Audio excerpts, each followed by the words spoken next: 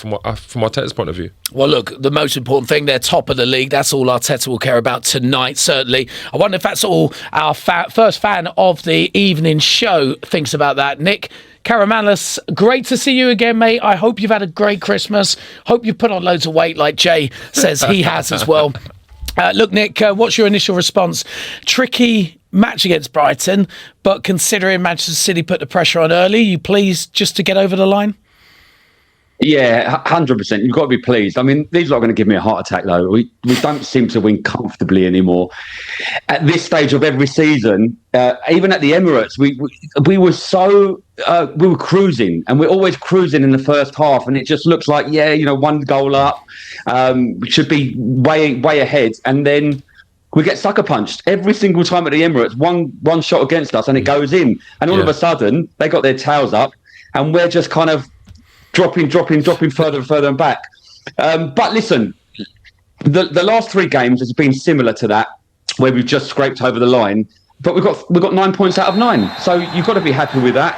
I think previous seasons we probably end up drawing at least 1 or 2 of those. So maybe we've turned the corner in that respect. And another positive I think from today was that we created chances, which we don't always do. So we did create the chances. As long as we keep creating, eventually we're going to start scoring some more goals, but we do need to kill some teams off earlier because it's not good for my heart.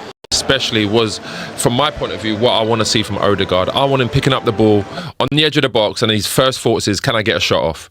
And that's what he done today.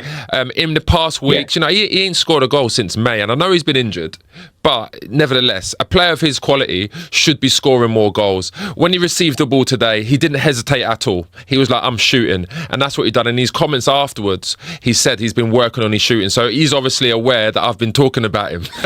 He's been watching the show, Jay. We're going to hear from Martin Odegaard later on in the show, and we'll get to that a little bit, Nick. I wanted to ask you about Victor Gyökeres, and actually off camera, Jay asked me this great question. He said, look, if Arsenal had a must-win game, it's a great question. Arsenal had a must-win game. They had a fit and firing Kai Havertz, Gabriel Jesus, Victor Gyökeres, and Mikel Merino. Who are you going with? Who's your number 1 striker? I think last would be Gyökeres at the moment. I really don't think he's that great. This can score goals, and he did it in Championship, and then he did in Portugal. But then, like today's game, for example, he had a great chance where the ball's played over the top. It's bounced lovely for him. All he's got to do is just caress that, over the keeper. The keeper's nowhere near. The ball could have bounced twice. The keeper still wouldn't have got there.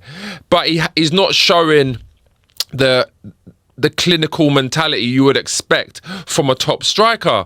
That's why when we have these conversations about who you play up front for Arsenal, now I've seen Gabby come back. Jesus looks unbelievable. He can hold the ball. His link-up play is really good, because we're not used to seeing it, because Gyökeres has been playing there.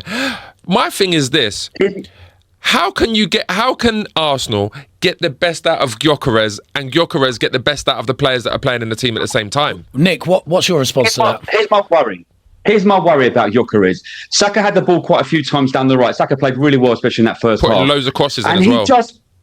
But the thing is, Gyökeres is hiding behind defenders. It's like he's not confident at the moment, but he's not making the right runs, near post runs. And that's what worries me. Another thing that worries me, he doesn't hold the ball up. I mean, Jesus came on, and within 10 minutes, he'd done more than Gyökeres the whole 100%. Game. And that's not the first time, by the way. No, I agree with you, because I always said, listen, my whole thing about it is, obviously I was a forward. I'm saying, if you're not scoring goals or assisting goals, you need to do something else. Do you think he was at the start of the season? Because watching him at the start, he seemed to have a lot more energy. James, I think he's put massive pressure on himself. Like, first of all, taking a number 14 shirt, you've put massive pressure on yourself by, that's the great one. That's the best Premier League striker of all time. You do not take that shirt unless you think you're that guy. But I just look at his overall output in the Arsenal shirt so far. He's not doing enough, and it doesn't seem like he wants to change his game or improve his game to get the best out of himself, but to get the best out of his teammates? I think this is going to be a question for many. Look, Nick, let's talk about Aston Villa. They're in great form right now. We'll actually show you guys them going behind. Actually, Chelsea have taken the lead in that game this evening at Stamford Bridge. But Aston Villa, after what happened at Villa Park, the last minute Emi Buendia goal, how big do you see that game, and what do you want to see from Arsenal that we perhaps haven't seen from them over the last few games, despite winning the games? Yeah, well, first of all, it's a massive game for us. Massive game, especially psychologically. We need to kind of beat this team, especially at home now.